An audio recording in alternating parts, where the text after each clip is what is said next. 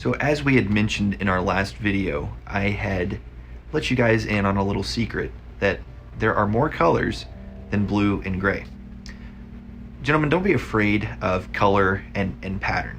Now, I do want to put a disclaimer out saying, you know, we're not talking about loud, bold neons and crazy paisleys or anything like that, but there's nothing wrong with branching out outside of your norm. You know, if you prefer to be in a deep charcoal navy suit, or you only wear white or blue shirts, that's totally fine. If that's your style and that's what makes you comfortable, that's what you should go with. But don't be afraid to be seen and look good at the same time. It's not about drawing attention to yourself.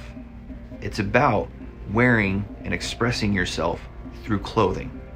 So we've got some different ideas that we want to show you, and so we're going to take a walk around and give you some ideas to help you visualize what we're talking about. So let's try it out. So we're going to start off with some shirts. So we're over here with our Eton selection, and we want to show you the different options that you can just, you know, make those little steps to discover what works best for you. So for a guy who may be very conservative, you know, doesn't like to draw any attention to himself or anything like that, we would recommend something kind of like this. So this is a new Eton shirt that just came in. It does have a little bit of orange in it, but it's grounded with the navy, which helps soften the look and not make it too bright, because orange can definitely be a very bold color. And so this is something that we would recommend just to take those steps. This solid navy shirt, it would be a great alternative to your business shirt, because usually you're going to have the solid white and blue and then maybe a subtle stripe or something like that. This would be a good option just to throw something under a sport coat to dress it down a little bit, but you still look great at the same time. As we are experimenting and going to different patterns, if you go to a neat print or a floral design like this is still white and blue, but you're getting some more fun colors. So you can ground this with a sport coat, or just leave it open, roll up your sleeves a little bit, wear it with your jeans. That would be a great look. Now this is for those who are feeling very adventurous. So we've got these shirts right here. We've got, you know, a brighter green gingham right here, or even this really fun paisley. This is definitely a party shirt. I mean, if you're really hesitant about experimenting with color and patterns, I mean, obviously we would be very tickled if you tried something like this, but that would definitely be outside your comfort zone. So just take baby steps to kind of dip your toes into the water before you start swimming. So now we're going to talk about ties. Now guys aren't wearing ties as much as they were in the past nowadays, but this is still a good option for you to add a little bit of color into your wardrobe. So you don't have to get, you know, the shiny, dressy silks anymore. You can get something that's a little more toned down, but it's still going to be very appropriate for the workplace. So I've pulled out just a solid blue and white striped shirt, your white and your solid blue. So these are going to be our blank canvases as we're showing these different ties together. Now the reason we're keeping this pretty simple, because, you know, if you've got that basic wardrobe and you don't really like expanding too far out from that, here are good ways for you to add and express yourself in little steps at a time. So you've probably got solid pattern blue ties like this. This runs the gamut with all three of them just very easily. But if you're going to expand just a little bit, we've got this really nice tie from Itaio Ferretti. It's a light blue. It's got a little bit of brown in there. That goes well there. See it with the white and even with the blue. So it's a little more tonal, but it's still a good option.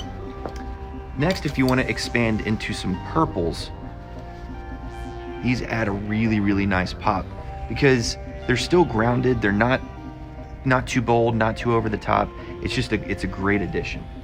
If you're really feeling a little bit more of adventurous, what I would recommend is green. Now green is personally one of my favorite colors, and green blends with, really outside of a black suit, you're going to be hard pressed to find something that it doesn't go with.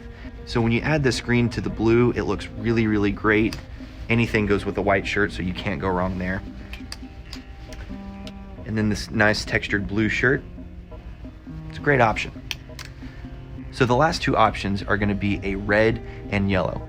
For some people, they might think that red is a little too strong, and it can definitely come across that way, because red has the color psychology of passion. It's very, it can be very bold for some people. So this specific red goes very well. It's not too bold, but it's not dull. When you've got a smoother finish like this and not really a sheen, it comes across a little more casual, so not as dressy. Now the very last one that I want to mention is going to be this yellow. Now this has yellow and blue, so with something like this, this is a classic look right here. Put this with a gray suit or even a navy. So even if you've got your plain basics, take the little steps in the ties. So when we get to sport coats, again, we're going to start in the basic area and then just kind of grow from there. So this blue right here, it's got a deep, almost a brown burgundy rust undertone, which gives it a little bit of a pop. It doesn't look like your classic navy blazer, and it gives a good update into your wardrobe. These next two right here, this is just it's a classic gray, but with the window pane and the check that it's got running through it, it's got a light blue undertone, which really helps with a pop. So for example, if you remember from the last part, if you put your blue shirt with that blue tie, that'll really pull out these blue notes. This jacket right here, for example, this is a little bit of a busier pattern, but keep in mind it's still grounded with the blue and it's got the almost kind of chocolate undertones. So if you wore this with a pair of brown trousers, that would really help tie everything together. Now these last four, these are going to be a little bit more bold. So again, we're just doing this in baby steps. This one right here, it's a deep cranberry red. It's got some blues and browns in it. So it really allows you to play a lot with the items that you already have in your wardrobe. So if you've got your charcoal gray, your medium gray, your navy, your browns, this is a jacket that pairs really well. But since it's got the red, it makes it a little bit more bold and really exciting.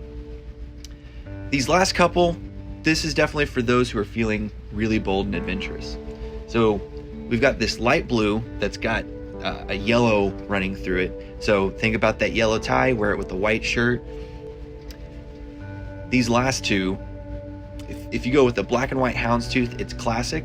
Heck, I've actually seen some people wear this as a dinner jacket. White shirt with a black bow tie, and that's kind of a cool look. This is a little bit more seasonal since it's fall and winter right now. This is something that you could wear with, again, brown trousers. It's got a little bit of gray in there, so if you wore gray trousers with this is something that it really makes a statement, but you could tone this down with a more somber shirt. But keep in mind, if you've got one bold piece, you can utilize the rest of your ensemble to kind of tone it down to blend everything together. So let's see how to put all of this together with a great execution. So here are two ideas of how we can put everything together. So I actually want to start with the more bold piece right here and give you a recommendation on how you can adapt this into your wardrobe. So as you can tell, we've stayed a little bit more monochromatic. We've got this deep purple jacket with a navy window pane running through it. We've got the lavender herringbone shirt from Eton, the tie and the pocket square. Now, if this is something that may be a little too strong for you, you could easily remove the tie or take the shirt and substitute it for a solid blue, and still keeping those notes together, it's all grounded properly. So wear this with a pair of gray trousers or navy trousers, and that's a great option. So it doesn't have to be too hard. You can take elements of something and adapt it into your style. And then this look right here, this is a little more toned down. So this is why we recommend green, because when it's this softer green that's got the navy check running through it, it's really easy to pair it with a lot of options. So this goes great with khaki, tan, brown, even a pair of mid-blue trousers. That would blend really well here.